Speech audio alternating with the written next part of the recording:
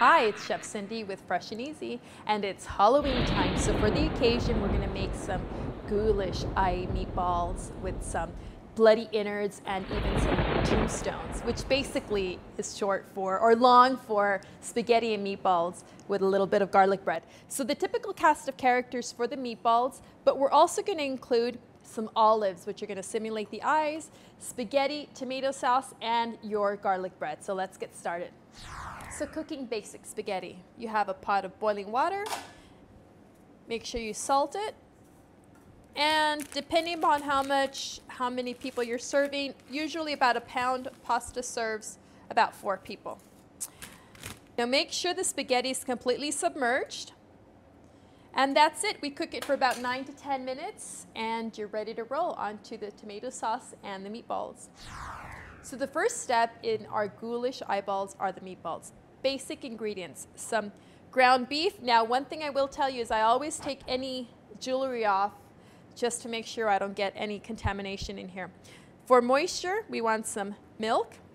And forgive the pun, you're eyeballing all of these ingredients. So we're gonna add also some seasoned breadcrumbs, also a great way to incorporate some flavor, some salt to taste, some pepper. I like lots of pepper. And as a binder, you want to crack an egg. So this is a great way to get your kids involved. I mean, coming from a mom of a toddler, she loves getting into the kitchen. And you know, this is a great way. If kids make their own food, you're almost guaranteed they're going to eat it. Now I said eyeball this because, you know, there's really no science to this. I'm adding a little bit more breadcrumbs because it seems a little too moist. You can add whatever you want, some Parmesan cheese, some parsley, you know, make it whatever way you want possible. So don't need too much. You don't want to make the meat tough, but let's go into our meatballs. A good sized meatball. Roll it up and add our ghoulish, ghastly green eyes. Now, doesn't that look scary to you? And now you can typically fry these, but I like to bake them in the oven because they're a little bit healthier, so you don't have to incorporate more fat.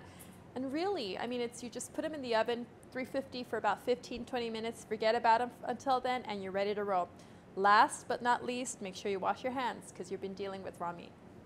We've got our eyeballs out of the oven, and I just reheated some tomato sauce in a saucepan for about 5 minutes.